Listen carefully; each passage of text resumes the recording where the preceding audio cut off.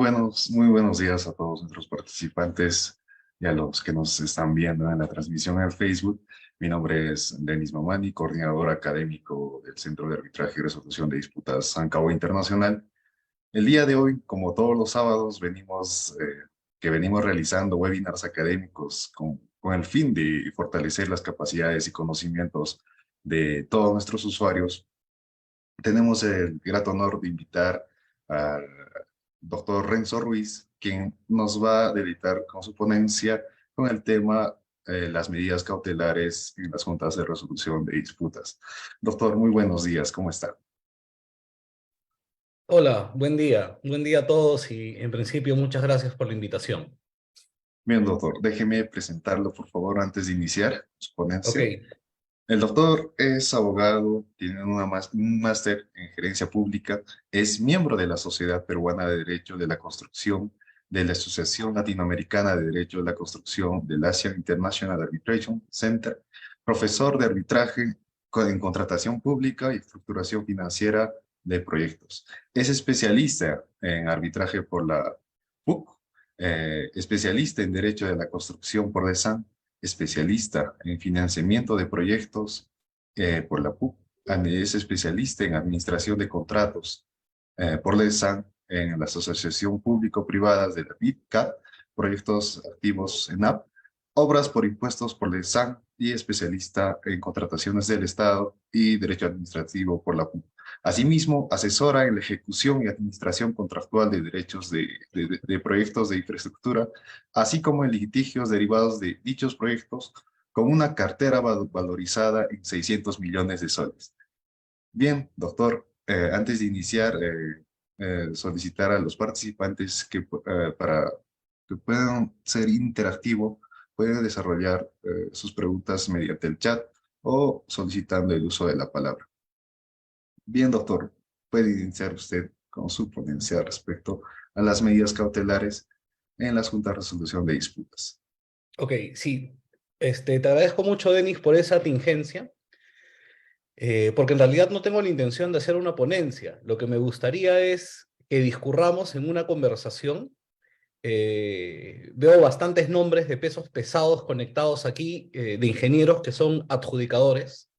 Y creo que ellos son la voz más autorizada para generar consensos y confluir en cuanto a este tema de, bueno, como se ha puesto el título en la jornada de hoy, las medidas cautelares otorgadas por juntas de resolución de disputas. Y ahí creo que ese es un buen punto de partida en cuanto a la aproximación conceptual de si deberíamos o no hablar de una medida cautelar.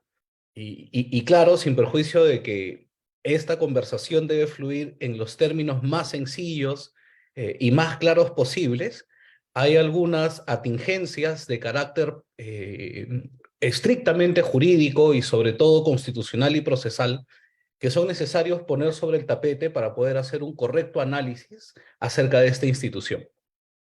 Y como primer punto, yo quisiera hablar acerca de el derecho a la tutela jurisdiccional efectiva, ya que es un derecho fundamental que no solo está reconocido en la Constitución Política del Perú, sino también en los instrumentos internacionales, en los tratados internacionales en materia de derechos humanos, de los cuales el Perú es parte signataria. Esencialmente, el derecho a la tutela jurisdiccional efectiva eh, consiste, en sencillo, en corto, en dos cosas. Primero, la posibilidad de acceder a un órgano jurisdiccional y tener un debido proceso para, segundo, finalmente, obtener una decisión de parte de este órgano jurisdiccional en relación al derecho invocado. ¿Ya? Esto es esencialmente el contenido jurídico del derecho constitucional o del derecho humano, si quieren verlo así, de la tutela jurisdiccional efectiva. Es decir, acceder al órgano jurisdiccional y en el marco de un debido procedimiento obtener una decisión que, por cierto, además pueda ser debidamente ejecutada, una decisión que sea efectiva. En este contexto, entonces, el segundo tema al cual tendríamos que referirnos es al de jurisdicción y tener en claro qué cosa es y cómo se establece la jurisdicción. En sencillo, la jurisdicción es la potestad de administrar justicia. Y en el caso del Perú, de acuerdo a la Constitución, esta puede ser ejercida por los jueces del Poder Judicial o del fuero militar y por los árbitros. En el caso del Perú, hay un reconocimiento expreso al que el arbitraje es jurisdicción. Y como hasta aquí podemos claramente notar, la Junta de Resolución de Disputas no es un órgano jurisdiccional. Por tanto, y aquí viene el tercer tema, ¿cuál es la naturaleza jurídica de una Junta de Resolución de Disputas? Y esto creo yo que es un tema muy interesante para poder analizar a la luz de lo que señala el artículo 243 en el numeral 243.2 del reglamento de la Ley de Contrataciones del Estado. Y quiero leerlo a tenor literal. Dice, en caso de resolución de contrato, la Junta de Resolución de Disputa es competente para conocer y decidir las controversias hasta que surjan hasta que la entidad reciba la obra. Lo pongo este numeral en concreto como ejemplo porque concretamente habla de que la Junta de Resolución de Disputas tiene competencia para resolver controversias. Y yo creo de que no solamente las relacionadas con la resolución del contrato, sino, y en la práctica lo hemos visto así, con todas aquellas controversias que surjan durante la ejecución de un contrato de obra en el cual exista una Junta de Resolución de Disputas. Es más, en estricto, tú no puedes acudir al mecanismo jurisdiccional por defecto, que en el caso de contrataciones del Estado es el arbitraje, saltando a la Junta de Resolución de Disputas. Entonces, ahí tenemos un primer gran desafío. Por un lado, tenemos que la Junta de Resolución de Disputas no tiene naturaleza jurisdiccional, porque la ley de contrataciones del Estado, o sea, el legislador ordinario no podría crear jurisdicción y dársela a la Junta de Resolución de Disputas, porque esto es una potestad exclusiva y excluyente del legislador constitucional. Solo el legislador constitucional podría crear jurisdicción. Entonces, yo creo que no hay discusión alguna en cuanto a que la Junta de Resolución de Disputas no tiene naturaleza jurisdiccional. Entonces, la pregunta es, ¿cuál es la naturaleza de la Junta de Resolución de Disputas? Yo creo, por supuesto alguien podría discrepar, aunque no creo que haya mucho argumento para hacerlo, pero en mi entender, la Junta de Resolución de Disputas es de naturaleza esencialmente contractual, de ninguna manera jurisdiccional. Y esto representa un gran desafío, porque por un lado, tenemos que, por mandato del legislador ordinario contenido en la Ley de Contrataciones del Estado y su reglamento, en un contrato de obra con Junta de Resolución de Disputas, tenemos la obligación de presentar la controversia para que sea la Junta de Resolución de Disputas quien la resuelva. Y no podemos activar el mecanismo del arbitraje saltándonos a la Junta de Resolución de Disputas. Es decir, si se quiere, podemos entender que tenemos que cumplir con agotar este mecanismo contractual para que recién se active como condición los presupuestos necesarios para que en determinado momento podamos acudir al árbitro como órgano jurisdiccional, quien podría brindarnos tutela jurisdiccional efectiva para la solución definitiva de la controversia. Pero insisto, esto solo va a ocurrir luego de que hayamos agotado el mecanismo contractual de carácter obligatorio denominado Junta de Resolución de Disputas. Yo creo que estas son las primeras aproximaciones, de carácter jurídico procesal que tenemos que tener en cuenta para caracterizar bien si una Junta de Resolución de Disputas puede o no otorgar empleemos este término, yo discrepo, pero empleémoslo, una medida cautelar. Entonces, ¿qué es lo que ocurre en la práctica? Ya colocadas estas aproximaciones conceptuales. Durante la ejecución de la obra, cuando surge una controversia, si el contrato de obra tiene una junta de resolución de disputas, tú no podrías, ni entidad ni contratista, tú no podrías llevar tu controversia a ningún otro lado que no sea con la junta de resolución de disputas. Y por tanto, a quien tienes que tocarle la puerta y decir, oye, tú tienes un mandato de legislador ordinario de conocer y darle solución a esta controversia. Mira, aquí te la presento a través del vehículo que se llama solicitud formal de controversia. Aquí te lo presento. Estos son los hechos, esto es el derecho y esta es la pretensión que yo te pido que evalúes y si consideras que lo que te estoy pidiendo se encuentra acorde a derecho, estima las pretensiones y otórgame ese derecho. Y esto, por supuesto, presenta la misma dificultad que ocurre cuando tú llevas tu pretensión a un órgano jurisdiccional, la tutela jurisdiccional efectiva, que como dije al principio, y volvamos a esta premisa, no solo implica el poder acceder al órgano, a tener un debido procedimiento y en el marco de ese debido procedimiento o debido proceso, obtener una decisión, sino, y creo yo que es el atributo más importante del concepto de tutela jurisdiccional efectiva, es la posibilidad real de que la decisión del órgano jurisdiccional pueda ser efectivamente ejecutada en el plano de lo práctico.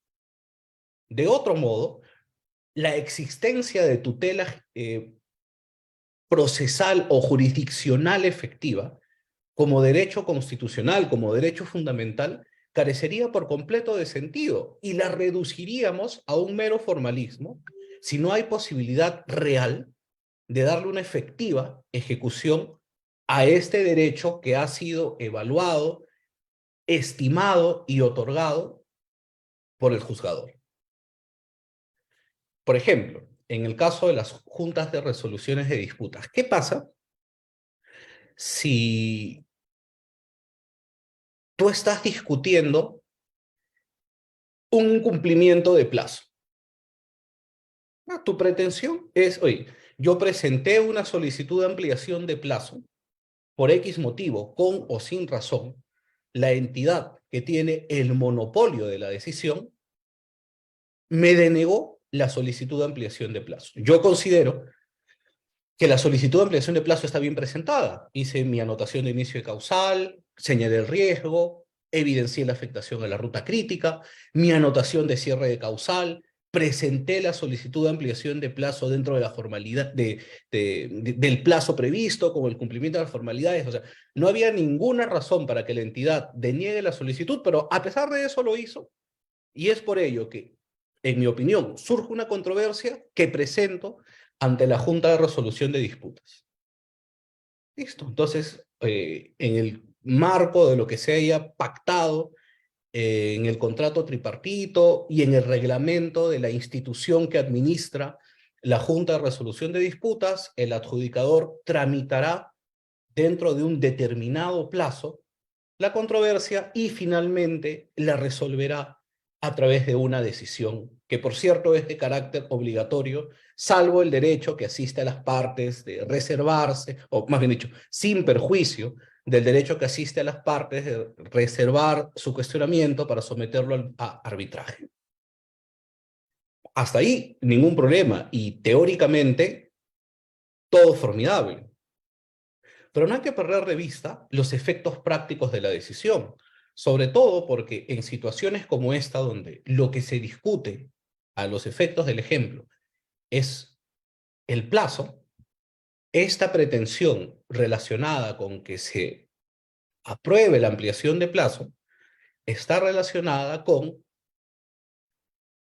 la posibilidad de que la entidad aplique o no penalidad por mora, la posibilidad de que la entidad pueda o no solicitar la presentación de un calendario acelerado.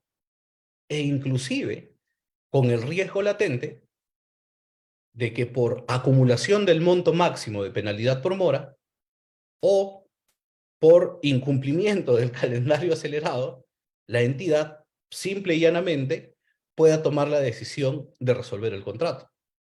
Y hasta ahí, diríamos, no hay ningún problema. Pero sí lo hay, porque no hay que perder de vista que si la entidad decidiera resolver el contratista tendría que amortizar dentro de 10 días los saldos no amortizados de los adelantos, bajo percibimiento de la ejecución de las garantías que por tales adelantos haya otorgado a la entidad. Y diríamos, hasta ahí no hay ningún problema, pero sí lo hay, porque si finalmente se materializa la ejecución de estas garantías, se generaría un impacto negativo para el contratista en el sistema financiero.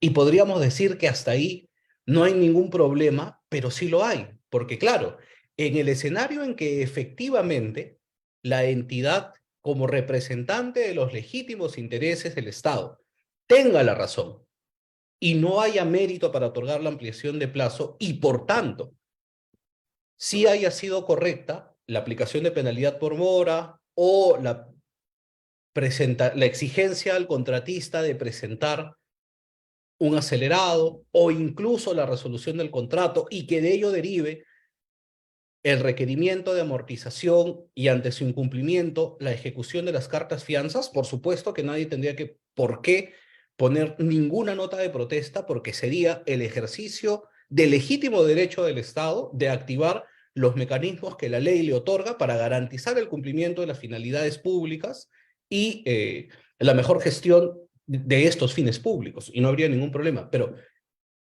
¿y qué pasa si no? ¿Qué pasa si finalmente, en el marco de la solución de la controversia y vencido el plazo del procedimiento, el adjudicador decide que la entidad se equivocó al denegar la ampliación de plazo y que por tanto, esta sí debe ser otorgada al contratista? Entonces volvamos al final, porque lo que puede ocurrir en la práctica es para que cuando tú, adjudicador, tomaste la decisión, el tiempo ya transcurrió y la entidad me resolvió el contrato, me ejecutó las cartas fianzas y me generó el daño en el sistema financiero. Y ya está hecho. Entonces, la pregunta del millón es, en ese escenario, ¿la decisión del adjudicador tendrá una posibilidad de ser efectivamente ejecutada? Claro, en teoría sí, porque tú dices, oye, pero el contrato resuelto no hay problema, lo revertimos. Y solución sencilla, pero ¿y el daño que ya se le generó a la reputación crediticia del contratista en el sistema financiero? Y eventualmente el perjuicio colateral de que resuelto el contrato, tienes que despedir a toda la gente del proyecto, que ya no tiene sentido mantenerlo si no hay proyecto para ejecutar. Entonces, ¿qué trascendental es ver la verdadera dimensión y no solamente los efectos directos, sino también los efectos colaterales de las decisiones que se toman en el marco de la ejecución de un contrato? Y me refiero no solamente a las decisiones de la entidad o del contratista, sino también al adjudicador, porque en mérito al contrato tripartito se convierte en un actor más en la ejecución de ese contrato de obra. Dicho esto, y como hemos podido apreciar, si es que alguien discrepa, por supuesto, estoy más que encantado de escuchar algún punto de vista en contrario, pero creo de que queda claro que es necesario que no haya discusión respecto a si el adjudicador puede o no dictar alguna medida que permita garantizar la efectividad de su decisión y, por supuesto, evitar cualquier efecto nocivo, me corrijo, cualquier efecto arbitrariamente generado y que pueda tener consecuencias nocivas por la ejecución de una decisión tomada en forma unilateral por parte del Estado respecto a una cuestión que en términos de controversia está siendo discutida y analizada en el contexto de la Junta de Resolución de Disputas. Yo no sé si en términos estrictos de lo jurídico, el término que deberíamos emplear es una medida cautelar. No lo sé, en lo personal no lo creo, pero creo que es mucho más importante que cualquier discusión de carácter formal de cómo debe llamarse la figura, si medida cautelar. Oye, simple y llanamente, en mi opinión, ponle el nombre que quieras a la figura, lo que se te antoje, lo que se te ocurra, porque el nombre no es tan relevante como los fines que esa figura debe cumplir.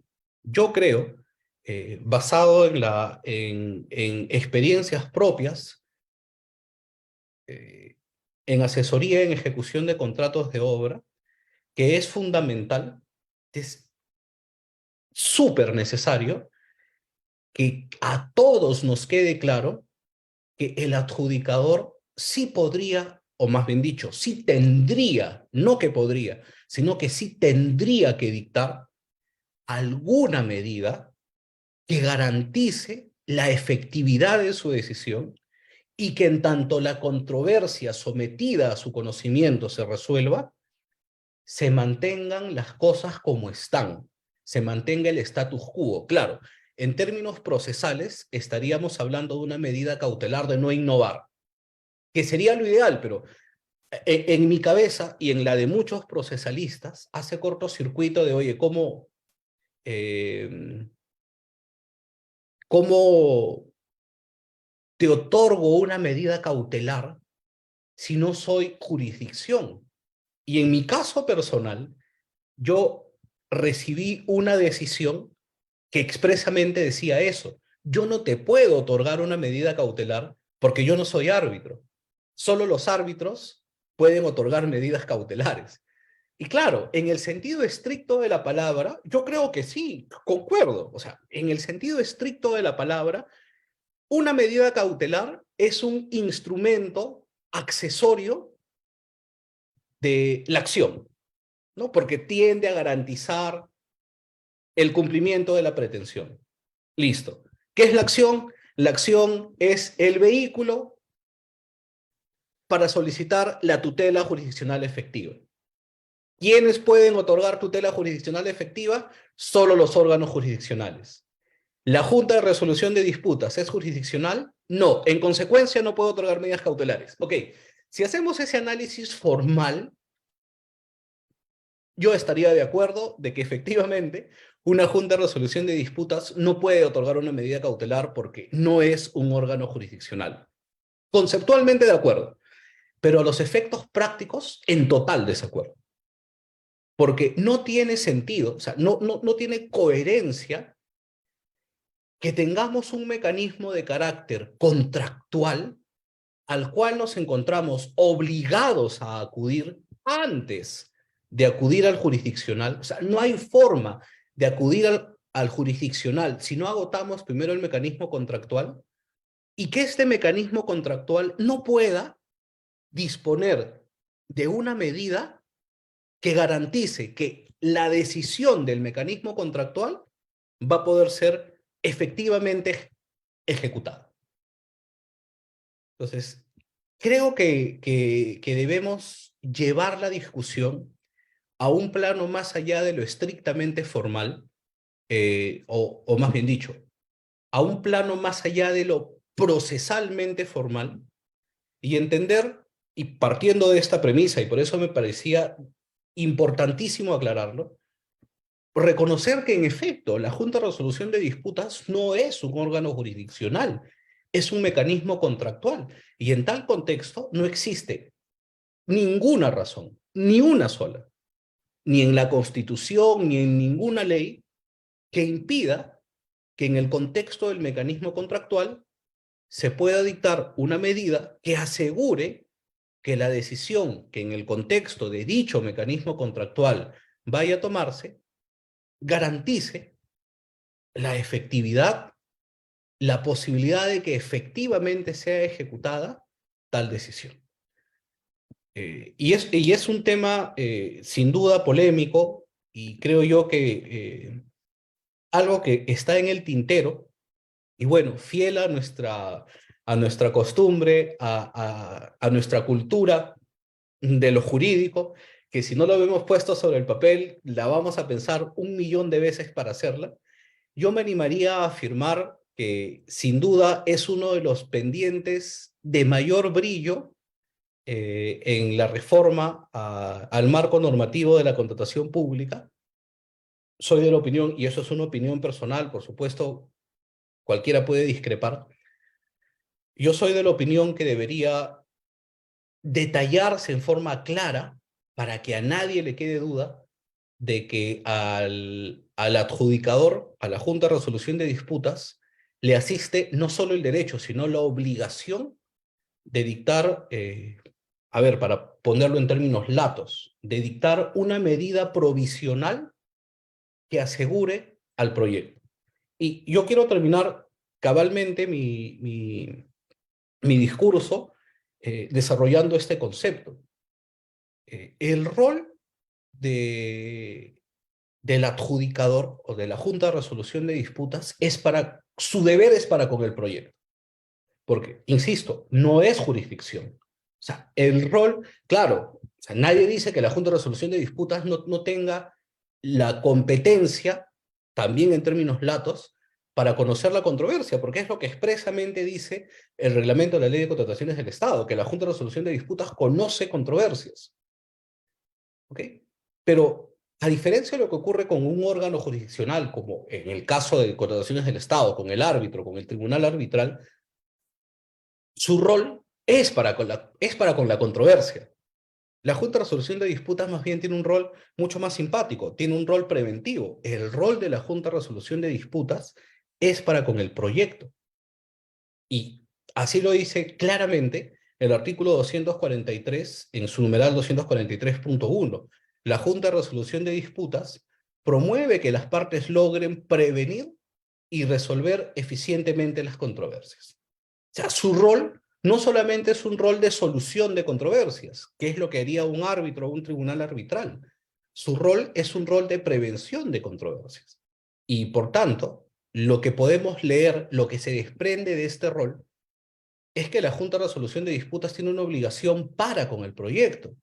Y creo que todos los que estamos aquí presentes nos queda claro que cuando el legislador ordinario decidió recientemente, porque la Junta de Resolución de Disputas en el Perú no es muy antigua que digamos en materia de contratación pública, cuando el legislador ordinario recientemente decidió incorporar a la Junta de Resolución de Disputas como un mecanismo para la solución de controversias durante la ejecución contractual, lo hizo pensando en incorporar un mecanismo que permita garantizar que el proyecto cumpla su finalidad.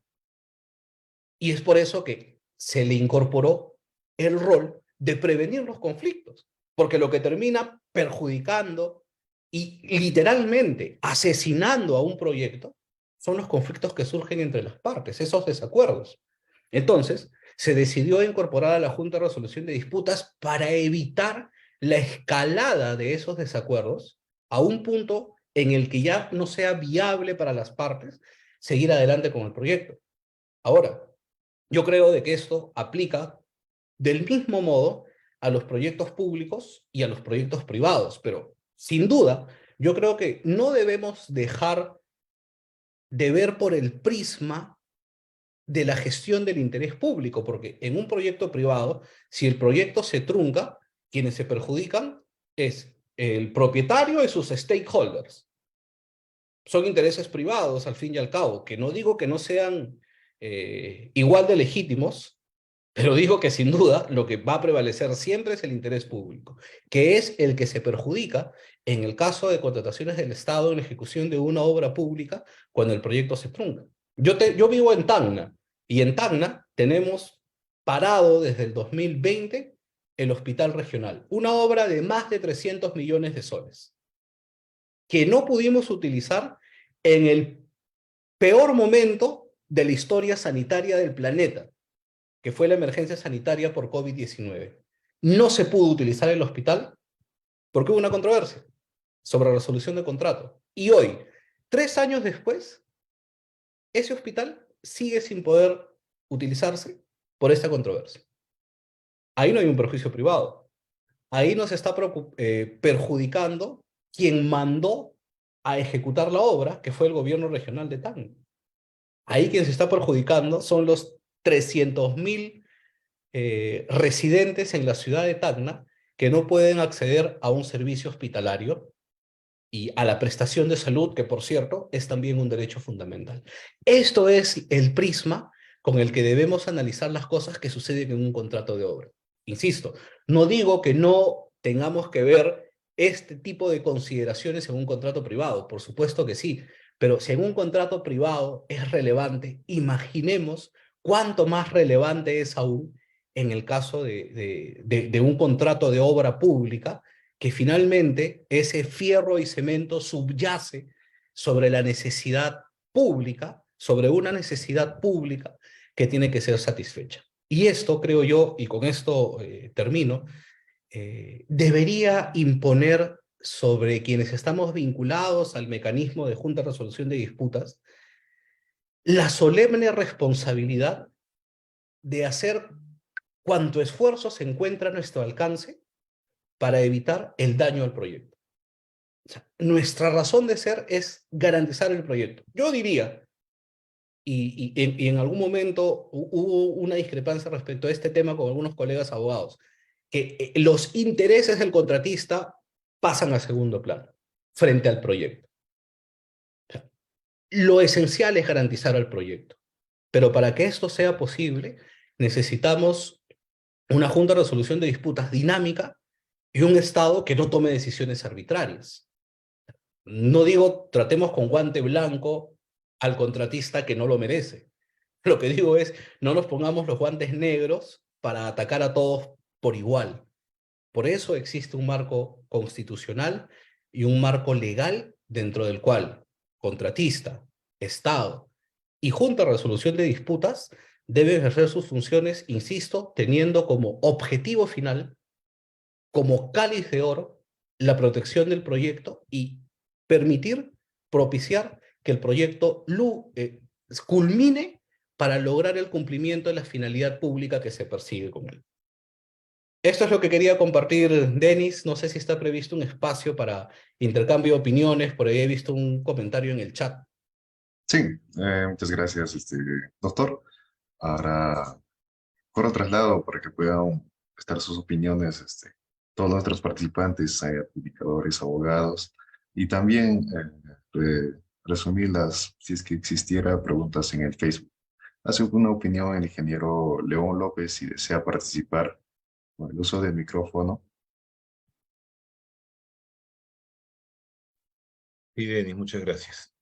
Gracias, Renzo, bien interesante tu ponencia.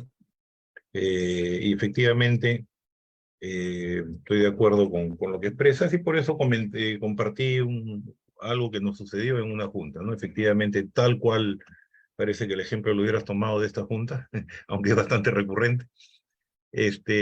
La junta recomendó no tomar ninguna medida de sanción contractual durante un plazo de 3 meses hasta que se pudiera decidir.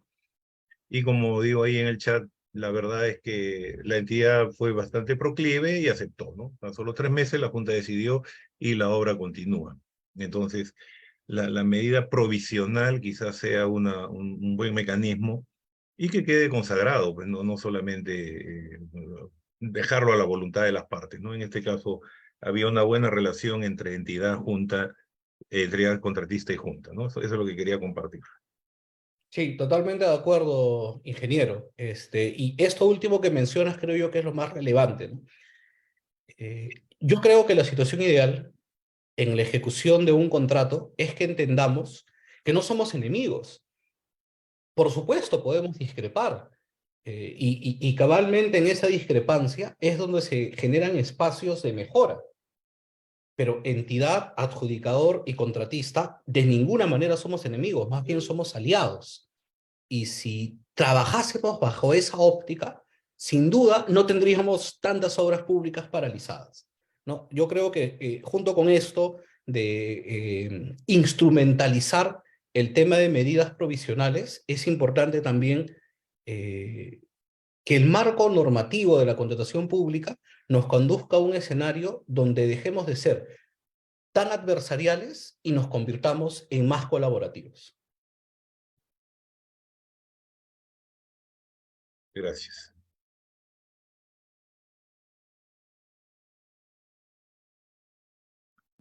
Bien, doctor, tal vez no hay otra opinión. Yo quisiera comentar al respecto de su ponencia. Si bien es cierto que la Directiva 12/2019 también establece, concordando con usted, ¿no?, que la JRD está facultada para adoptar todas las medidas que resulten necesarias para cumplir las funciones, conocer de fondo la controversia y decidir las cuestiones conexas a estas. Podemos interpretar que la JRD viene a ser un órgano que pueda responder a que pueda responder a todas estas necesidades siendo flexible, siendo eficiente y rápida, ¿no?, a las necesidades de las partes y sobre todo a las necesidades del proyecto, ¿no? Concluir que la JRD,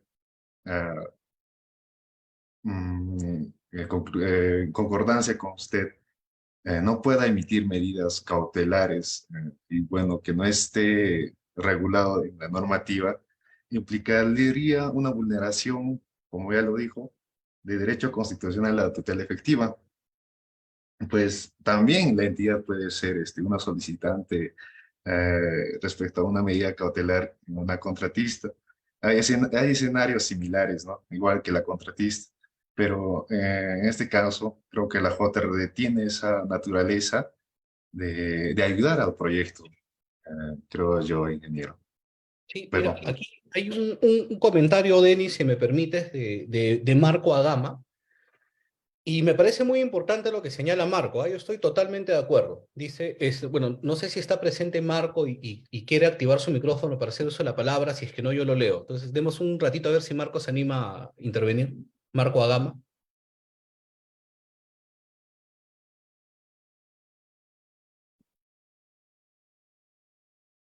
Ya, creo que no tiene posibilidad de prender su micrófono, pero me parece bien, bien interesante su comentario. Dice, es importante velar por los intereses de todos. La finalidad del contratista es conseguir un beneficio. No se puede vulnerar sus derechos por priorizar el proyecto. Ahí se inician los conflictos. Yo estoy totalmente de acuerdo. Y es más, yo me quiero valer de esta última expresión y parafrasear. Marco dice, no se puede vulnerar los derechos del contratista por priorizar el proyecto.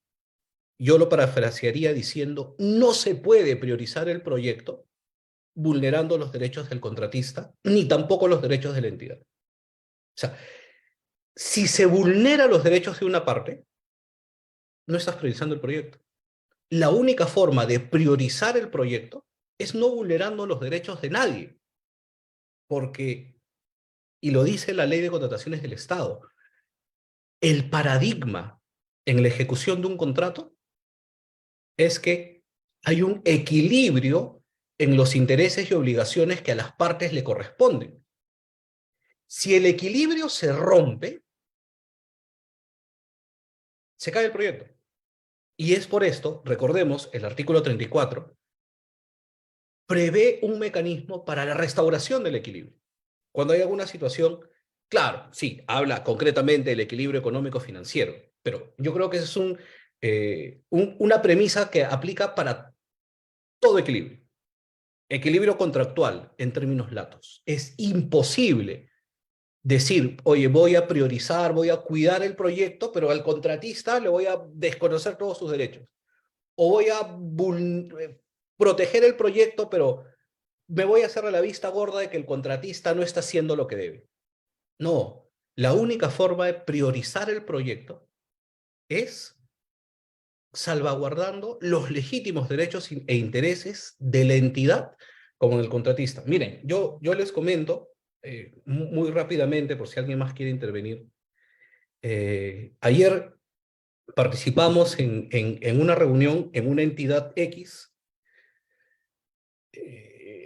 porque hay una obra que no tiene muy buen nivel de avance. Y la entidad nos decía al equipo de obra, ¿no? Yo estoy muy preocupado porque tu ejecución física en términos porcentuales es poco significativa y me preocupa muchísimo. Y la respuesta que tuvimos nosotros fue, claro, y a nosotros nos preocupó muchísimo que no nos pagaras desde noviembre del 2022 y que recién nos hayas pagado los primeros días de mayo del 2023. Entonces, tú nos debías noviembre, diciembre, enero, febrero, marzo y abril. 6 meses. O sea, me debías 6 meses. ¿Cómo esperabas que yo financie la ejecución física del proyecto si no me estabas pagando las valorizaciones? Porque, ojo, esto es contratación pública, no es asociación público-privada donde yo financio la ejecución de la obra. La ejecución de la obra la financias tú a través de los reembolsos de las valorizaciones. Si no me pagas, es decir, si no financias, ¿cómo ejecutamos? Y la posición de la entidad fue, no, pero ahí tú estás equivocado porque de acuerdo a la ley tú debes tener solvencia económica. Y claro, yo contratista tengo que tener solvencia económica, pero por algo la ley dice que tú me tienes que pagar en 30 días, porque entonces el plazo que yo debo tener espalda financiera son los 30 días que tú debes demorarte para pagar. Ok, digamos que no son los 30 días, vamos a aguantar un poquito más, pero no creo que al legislador ni a nadie con sentido común se le ocurra pensar que mi solvencia financiera debe demorar 180 días que te estás demorando en pagar. Y estas son las cosas que suceden en el día a día y en la vida real de la ejecución de una obra. Son cosas que trascienden la letra muerta puesta sobre el reglamento de la ley de contrataciones del Estado del contrato. O sea, tendríamos que estar trayendo aquí a un abogado, un ingeniero que por primera vez va a ejecutar una obra pública para que se crea esto de que, no, pero es que la ley y el contrato te dan las soluciones. En la vida real de una obra, lo que ocurre, por supuesto, que trasciende lo que dice la ley de contrataciones del Estado y su reglamento. No digo que las soluciones no estén ahí, por supuesto que lo están. Lo que digo es que no siempre es sencillo que la entidad y el contratista se pongan de acuerdo y es por esto que es esencial la intervención de un tercero. En determinado momento, es decir, ex post, el árbitro. Pero en forma concurrente, ese tercero que debería traer las tablas de la ley del Sinaí o el fuego del Olimpo, parecía a las partes hoy, no se peleen, la cosa va por acá, ese es el adjudicador. Para eso está, para resolver esa clase de discrepancias. Ojalá que no siempre fuera necesario que lleguemos al punto de tener que presentar una solicitud formal y tener que desarrollar una audiencia y esperar una decisión por escrito. Valgan verdades, hay muchas cosas que podríamos resolver en terreno. Y ahí también hay un gran espacio de mejora para fortalecer la efectividad en la performance de una junta de resolución de disputas.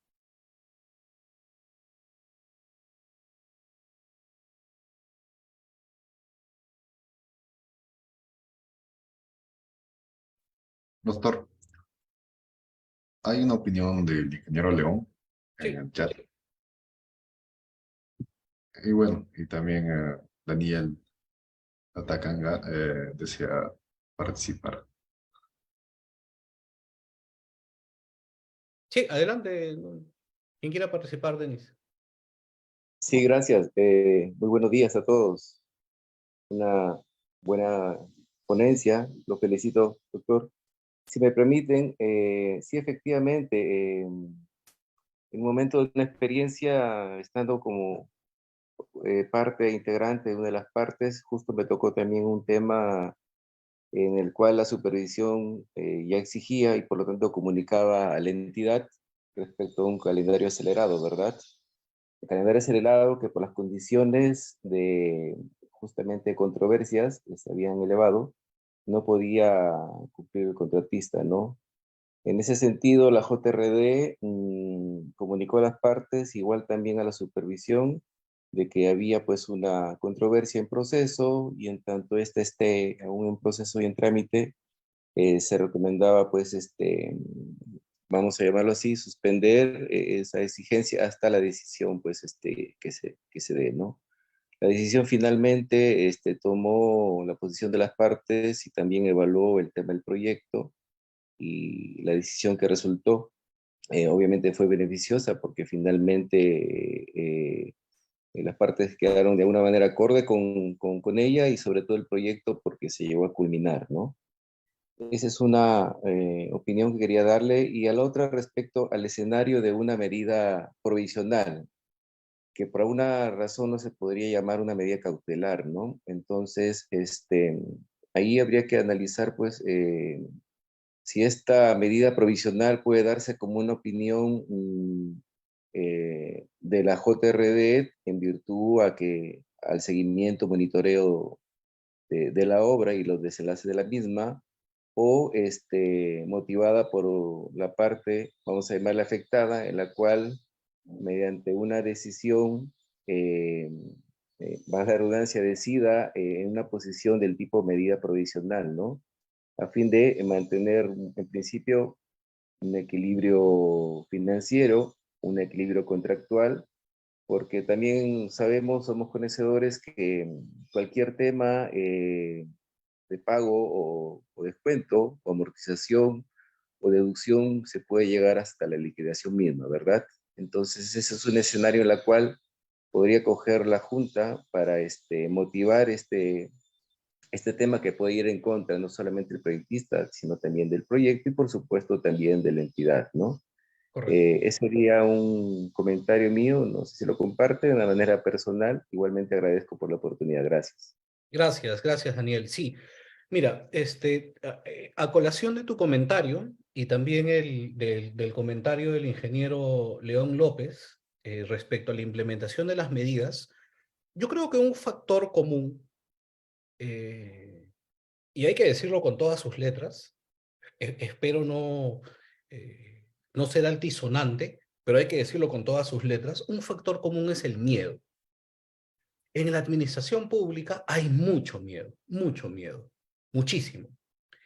Y yo creo que no es un miedo injustificado. Es más, creo que es un miedo más que razonable. Y el causante de este temor desmesurado, pero razonable, valgan verdades, es la Contraloría. Hay muy poco espacio para que los funcionarios se atrevan a tomar decisiones que ellos saben que son correctas, ¿no? Y estoy seguro que a más de uno que ha participado en reuniones ha escuchado a los funcionarios decir, oye, yo sé que tú tienes la razón, pero lamentablemente no puedo dártela porque si no después a mí me cae la Contraloría y hay responsabilidades penales, administrativas y todo el tema. Eso también, por supuesto, es un factor relacionado con, o sea, ni siquiera tendríamos que tener la necesidad de pedir al adjudicador que dicte una medida provisional. En el caso del que hemos hablado, para graficar el punto de la aplicación de penalidades por mora. Oye, pero si la ley claramente te dice que tú puedes deducir las penalidades en la liquidación, ¿por qué me las aplicas en las valorizaciones cortando el flujo para financiar la ejecución del proyecto? No, es que si no lo haces, la Contraloría te cae. Te entiendo, pero ¿por qué la Contraloría te caería si la ley permite? No, es que ahí hay, o sea, empieza todo ese tema y el factor común es no porque la Contraloría, ahí tenemos también un desafío bien grande, ¿no? Tenemos un desafío bien grande y esto nos lleva a la lamentable necesidad de tenerlo todo por escrito. Y esto hace que el sistema, en vez de tornarse más versátil, más dúctil, sea más pesado de manejar y por tanto el espacio para ser efectivo termine siendo cada vez más corto y terminemos convirtiéndonos solamente en formales. O sea, nos preocupamos más por la formalidad que por el resultado. Y ahí tenemos un problema bien serio.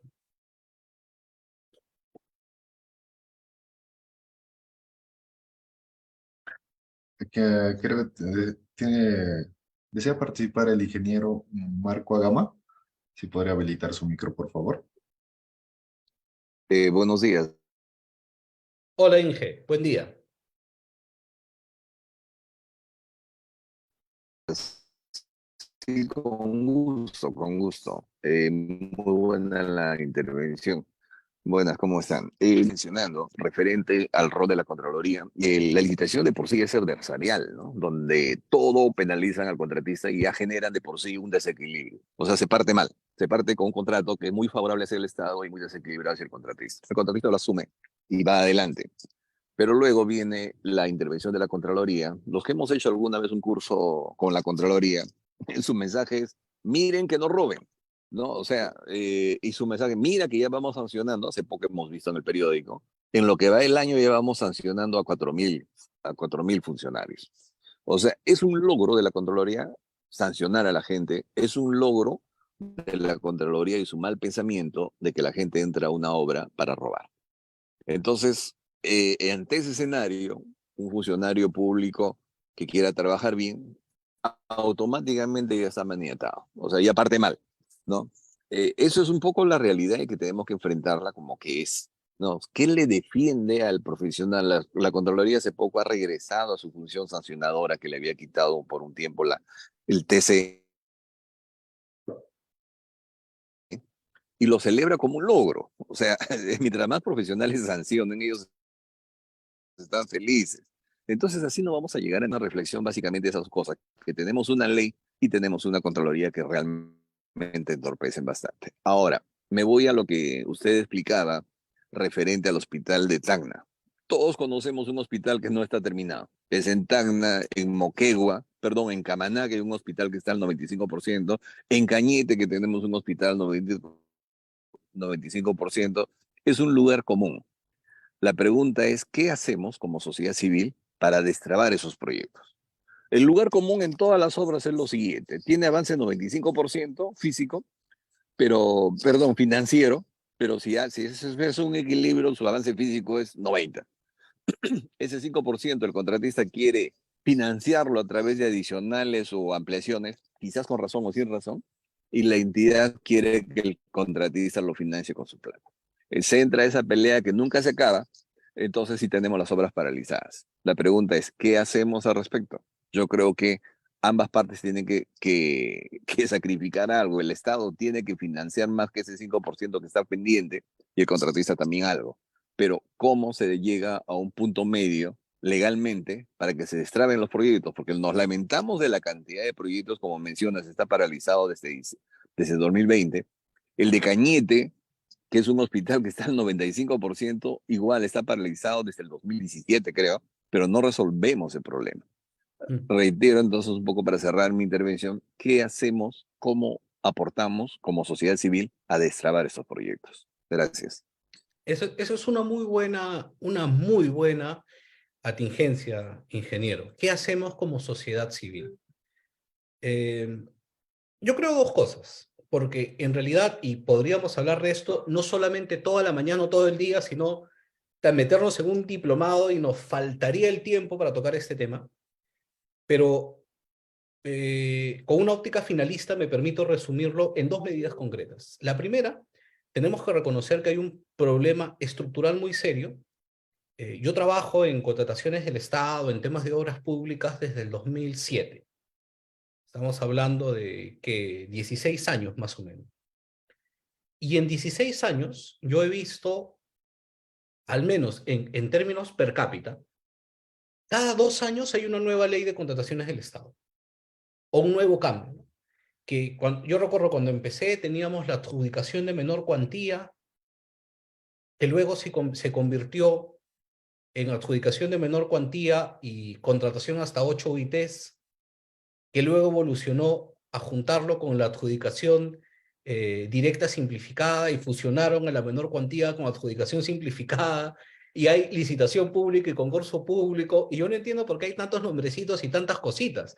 Una licitación y un concurso, esencialmente la diferencia es que uno es para bienes y obras y el otro es para servicios, pero en términos generales es lo mismo. O sea, tenemos cambios donde yo creo que no estamos recogiendo las experiencias aprendidas para hacer el sistema más efectivo. Y tenemos un montón de candados a la Contraloría. Hay un sistema de justicia de corrupción de funcionarios, o sea, una Corte Nacional especializada en sistema de corrupción de funcionarios. O sea, todo el mundo te persigue. La pregunta es, ¿el funcionario ha dejado de corromperse? Y la respuesta es no. O sea, el sistema, y no solamente el funcionario, pero el contratista también, y por supuesto, el sistema sigue siendo corrupto. El sistema sigue siendo ineficiente. Entonces, lo que necesitamos hacer es recoger las lecciones aprendidas y ver medidas que hagan que el sistema sea más eficiente, no que el sistema esté más controlado. A mí se me ocurre una medida en concreto, y lo tiro como una idea suelta, y no deberíamos entrar, o sea, el control de la Contraloría no debería estar basado tanto en el proceso, sino más bien en el resultado. O sea, donde deberíamos poner al funcionario contra las cuerdas es si es que no logró el resultado. No, si es que no utilizó los fondos públicos para lograr el resultado. No si le puso el sellito, el papelito, bueno, cosas que no le aportan valor al resultado.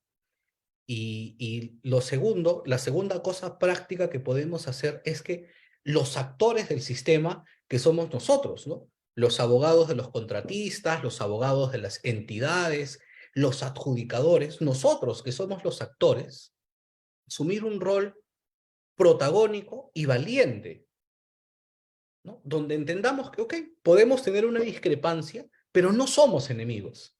Discrepamos, pero no somos enemigos. Y todos tenemos que empujar el coche hacia la culminación del proyecto. Culminamos el proyecto y ahí si quieres penalízame, mátame, lo que quieras, pero terminemos el proyecto. Y eso es algo práctico, que no necesitamos una modificación normativa. Lo único que necesitamos es un cambio de actitud en los actores. Es mi elección personal como actor del sistema. Lo que yo elijo como actor del sistema es no ver a mi contraparte como enemigo.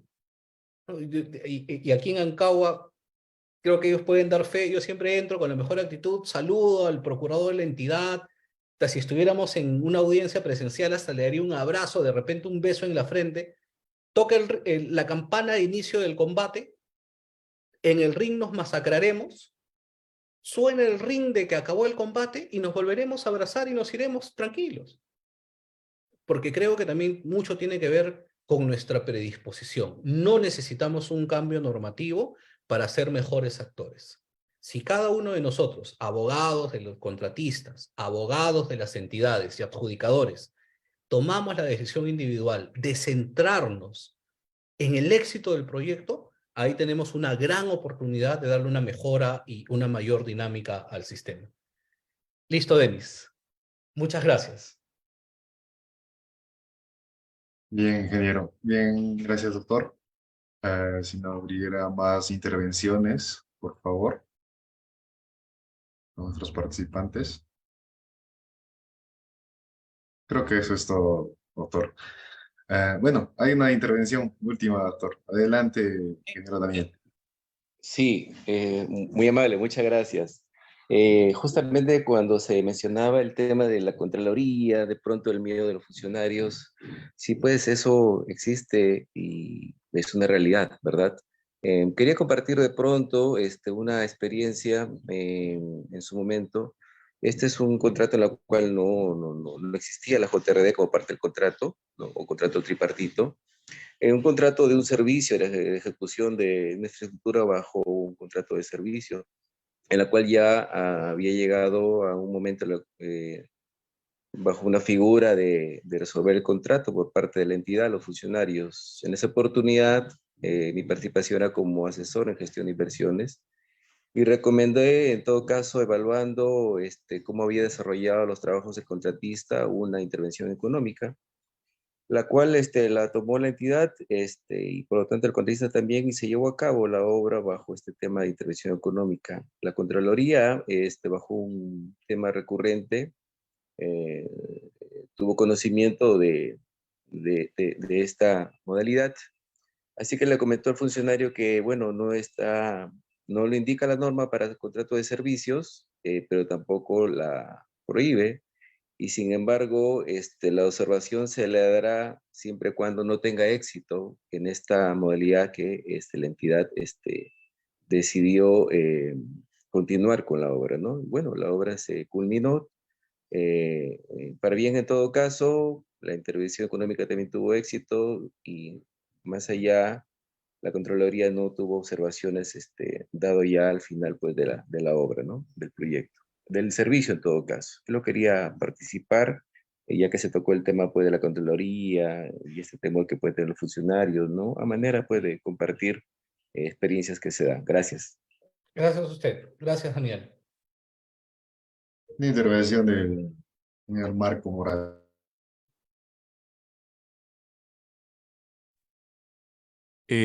Buenos días, ¿me escuchan ahí? Sí, perfecto, Marco, Ah, perfecto. agradezco. Yo comparto sus comentarios sobre los efectos adversos que genera la decisión de las entidades, ¿no? Las cuales, me resultan, para el anecdótico que suene, ¿no? Más comunes en las fechas de cambio de autoridades. Cambio de gestión, un nuevo gobernador, un nuevo alcalde distrital o municipal, muy probablemente una probable resolución de contrato. ¿Correcto? Coincidencias o no, es lo que veo, son hechos claros lo que veo. Pero, profesor, frente a una decisión de una junta de RD de no suspender los efectos de una decisión de la entidad, llamémoslo suspender los efectos, y entiendo que se está tocando el tema como medida cautelar, ¿no? ¿Qué debe hacer un contratista? Es decir, yo, por ejemplo, yo acudiría a un arbitraje de emergencia.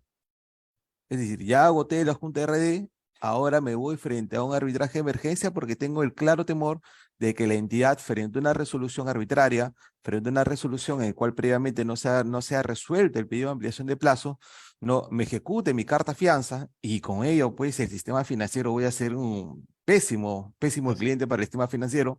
No voy a poder garantizar mis cartas fianzas con mis propiedades, sino con dinero efectivo, 100%, y luego diversas evaluaciones. No, pero ¿qué hacer? Es decir, ya, ok, me queda bastante claro que la JRD, en los ejemplos que usted ha dicho, ¿no? Frente a una entidad, frente a una JRD que dijo, yo no te puedo dictar medidas cautelares. Está bien, pero ¿ahí qué más? Es decir, ¿debo acudir necesariamente a un arbitraje de emergencia? ¿O cuál existiría otro mecanismo para tutelar mi derecho?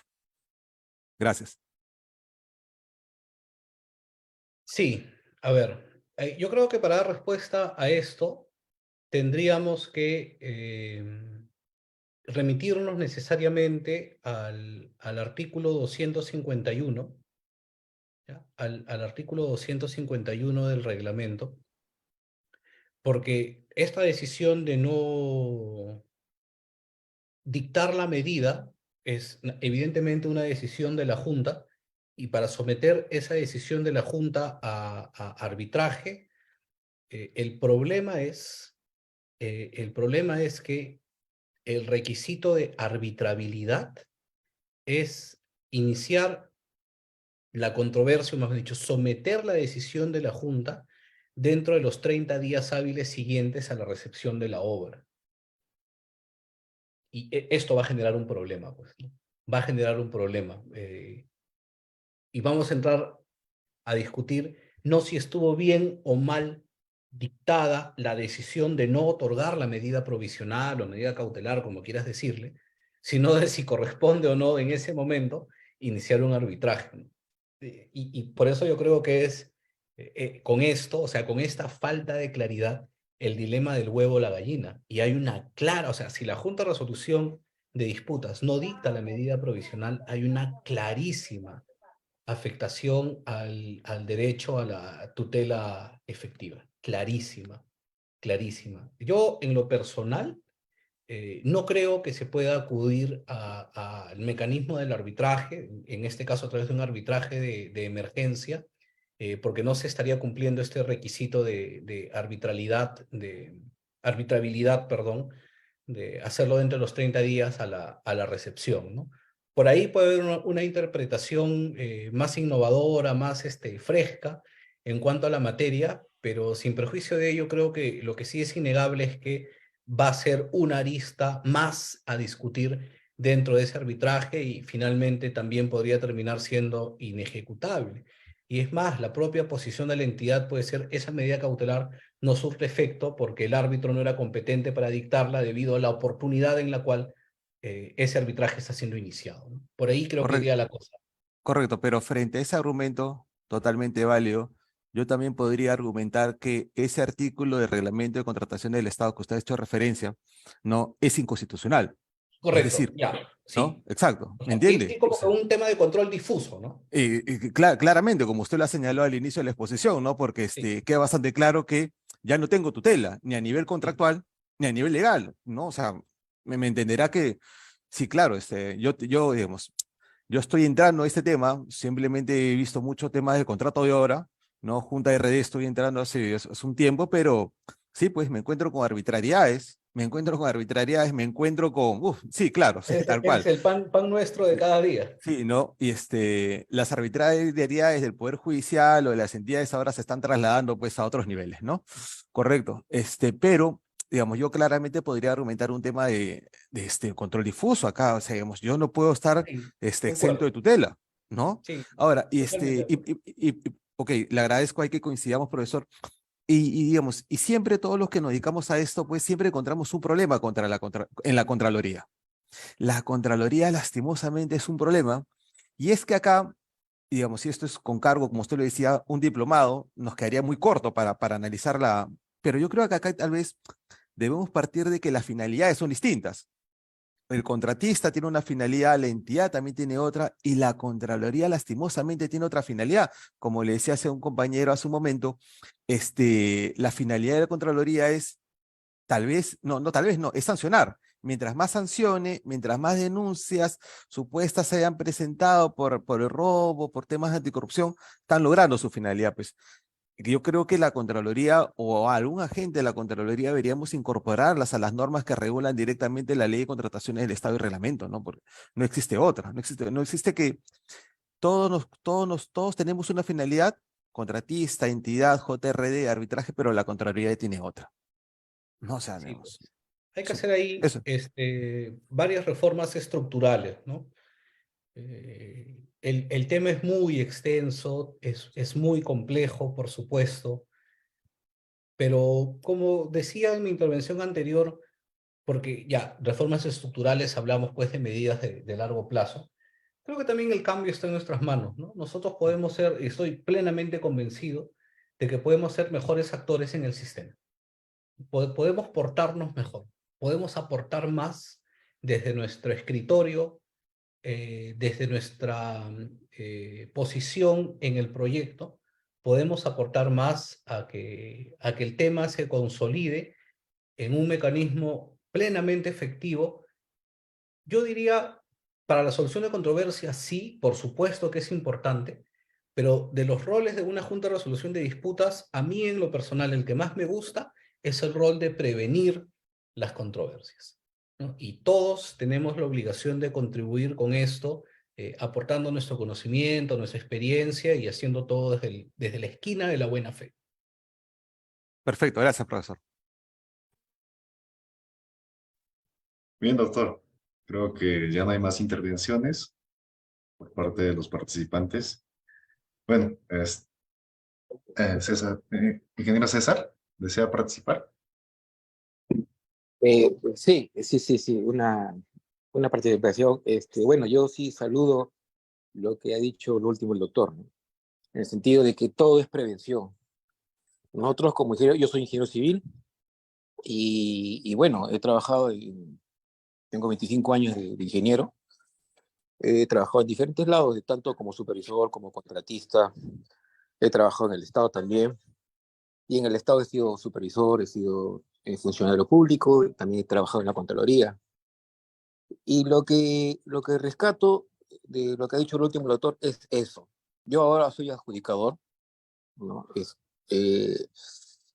La prevención es básico en nuestra labor como adjudicadores, ¿no? Y sé que hay restricciones un poco en opinar en temas de gestión, ¿no? Pero quizás la labor de nosotros como ingenieros en tratar de instruir de cómo llevar una gestión de obra, a veces nos involucra en hacer eso, digamos, en orientarlos a los funcionarios, más que nada. ¿no? Que quieren llevar pues, la obra pues, a un puerto final y a lograr los objetivos de la obra, ¿no? Eso es la meta, pero para lograr eso se necesita realmente tener la voluntad también de parte de los funcionarios y también el conocimiento. El conocimiento, por más que venga la Contraloría, por más que venga cualquier funcionario, el conocimiento siempre va a ser único, ¿no? Y no es un tema de pareceres. Aquí, si es que no existe algún efecto en una acción de algún funcionario, simplemente el control no va, queda como una advertencia, ¿no? Por eso a mí me agrada mucho el control simultáneo. Y es para mí, yo cuando he sido funcionario, para mí ha sido bienvenido. He ocupado cargos de confianza en bastantes entidades públicas. Para mí siempre ha sido bienvenido esos, porque ayuda a la gestión. Todo lo que ayude a la gestión y refuerce y le dé seguridad a los funcionarios, bienvenido sea. Por eso, ese tema de estar ahí apoyando en el tema preventivo y evitar, digamos, los conflictos y tomar ya decisiones finales, ese es el punto para mí. Para mí, ese es el punto. La Contraloría obviamente tiene sus acierta, a veces no acierta, los funcionarios a veces no conocen, es cierto, porque contratan gente joven que no conoce los temas, nunca han hecho gestión de obra y ya están controlando. Eso es cuestionable, obviamente, ¿ya? Pero lo que importa, yo lo tomo así como una ayuda. Y el que no sepa algo, o el que sea transgredido alguna normativa, eso es un control posterior. Eso es ya cuando ya sucedió el hecho. Por eso me gustaría que se llegue hasta un curso de cómo digamos, no tener ese enfoque de que no me dejan trabajar y que déjenme actuar y que hago lo que ¿no? Y que no se meta la Contraloría. Eso no puede ser. La Contraloría su labor es control. Y si quieres meterse en la gestión, ok, se está metiendo, pero un tema de control simultáneo, que sí ayuda y advierte, ¿no? Y yo lo veo por ese lado, como un apoyo a la función pública, a todos los funcionarios que hacen un buen trabajo y que están ejerciendo labores de jefe por primera vez y tienen algún temor de temas de control. Ahí está nuestra participación, tema preventivo, ¿no? Y tomarlo así, siempre tomarlo así, de esa forma, ¿no? Yo creo que eso ahí nos va a ayudar mucho a enfocar otra visión de la gestión. Esa era mi intervención. Sí, es correcto. Muchas gracias, ingeniero. Bien, doctor. Solo ya no hay más intervenciones por parte de los participantes. Solo quiero agradecer a todos nuestros participantes el día de hoy, a usted, doctor, por la disertación de ese tema que es importante y relevante, ya que fortalece, como de inicio lo dije, los conocimientos y capacidades de todos nuestros usuarios en materia de contrataciones, arbitraje y junta de resolución de disputas. Eh, una vez más, quiero invitarlos al siguiente sábado, webinar académico que acababa de desarrollar, y agradecerles nuevamente por su participación el día de hoy. Eso sería todo. Que tengan un buen fin de semana. Muchas Buen fin de gracias. semana y feliz Día de la Madre a las mamás presentes en esta sala. Cordial abrazo para todos. Un saludo. Muchas gracias, felicitaciones, gracias. Gracias.